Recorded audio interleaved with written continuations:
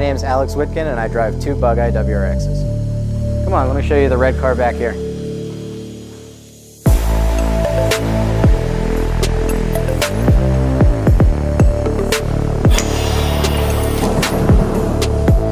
This is my 2002 Subaru WRX show car. It's been completely done from top to bottom. You can see the motor's been completely built. The engine bay's been tubbed, shaved, and tucked. Fenders are 20mm wider charge speed units. The exterior is Ferrari Rosso Corsa, so standard Ferrari racing red. Inside the car, you'll notice carbon fiber panels. Obviously another big thing, the car's been swapped to right-hand drive. Inside the car, there's a ton of custom metal fab. It's technically, I think, a 10-point cage. We had it wrapped in Alcantara. The transmission's a PPG 5-speed billet dog box, straight cut gears. If you come around the back here, you'll see a modified nitrous bottle. Now this is actually used to power the onboard air jack system.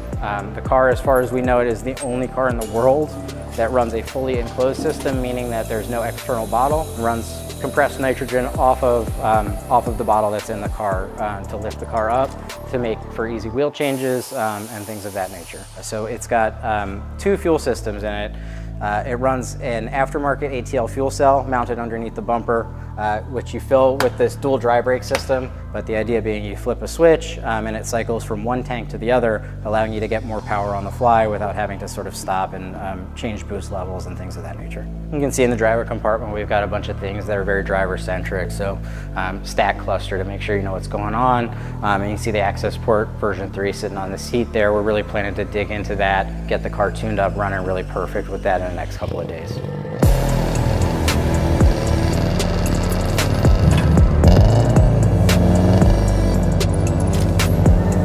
I've been campaigning this car as a show car for 10 years now. Over the years, the car evolved slowly until the latest iteration here behind me. It's been very successful. So in its debut, we debuted at WeekFest, New Jersey in 2013. We took Best of Show there on the first outing. Followed that up at Tuner Evolution the same year, actually the weekend after, and took Best in Show again. After that, we went to Import Expo and took Best of Show. The following year, came back to the same shows, took Best of Show again at all of them, and I was approached by the organizers of the shows. They didn't want to let me compete anymore because it sort of wasn't fair to the other competitors, or something along those lines. They didn't want to have the same car win Best of Show multiple years in a row. They thought it was maybe a turnoff for other competitors, things like that. So, but you know, it is what it is, and I kind of always encourage people to step their game up to the next level and build the next coolest thing. And unfortunately, I'm not allowed to compete for high-level awards at some of the shows anymore. I'm not sure if that goes away after a couple of years, but we'll see.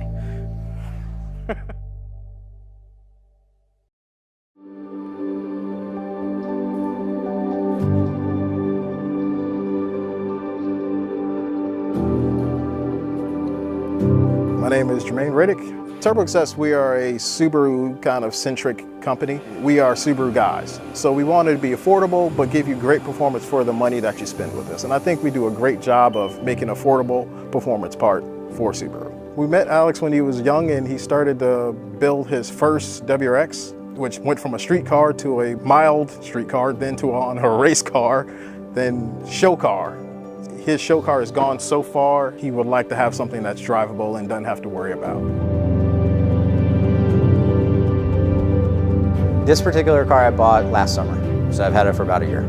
I consider this one mostly stock. It just has sort of mild mods. It's on Fortune Auto coilovers. It has Volk ZE40 wheels on it, and a couple of Subaru OEM aero mods. The side spats, the rear spats, the 07 STI rear diffuser, and a ProDrive front lip, JDM multi-coat fogs, ARC front mount, Cobb tuning with the access port V3, and that's about it. Oh, and the Cobb shift knob, yeah, my white Cobb knob.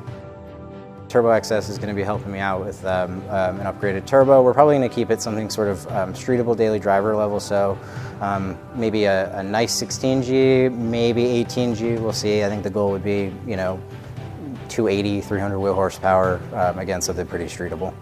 This car was a street car he wanted to build in homage to his old show car. Turned out pretty well, I think. And my sense of a street car is that something you can drive every day, but you can beat on it at will and it'll survive it. So when you go to tune a car like that, you don't basically put it all the way at the limit. You basically give yourself some wiggle room between good horsepower and very reliable. And that's basically what we went for in building a street car. That's what you should do for a street car anyway.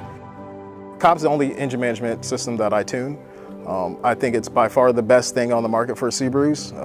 I don't tune open source, I don't tune standalone ECUs because the Cobb access port can do all those things that a standalone can do, and it still allows you to pass emissions, which most of us still need to have done on their cars yearly or biannually. So here's the actual user interface for the customer. The customer has this OBD cable that plugs into it, and this is what stores all your maps. So now you see it connecting to the access port manager, where you can load on any of your maps or use one of the stage 1 through I think 4 maps they have for the O2 plus bug eye. I think there's a dream car for everybody, whether it's 10 grand or 100 grand, whatever it is, from a little Datsun Roadster to a 911 Turbo or Ferrari, it doesn't matter what your dream car is. It's special for everybody and it's different for everybody. So the red bug eye at this point is well into the 6 figures, probably north of $250,000 invested. A lot of the stuff, even if you had the money, you couldn't necessarily replicate it, which is part of why I'm so careful with it. But yeah, it's a little silly. You could certainly probably buy a house in most markets for what I've invested in it. I used it as a show car and as a marketing vehicle, and at this point I'm kind of done. I did what I needed to do. It was in 6 magazines internationally and won countless shows. So at this point I'm kind of ready to drive the car. It was always built to drive and everything was always functional, but it was a matter of, you know, there was a ton invested in it and it was being used for marketing. So it was kind of had to be kept nice and clean. But now I'm ready to drive it and kind of really show it off to people and show people that it does drive. It drives actually pretty well when it's tuned up.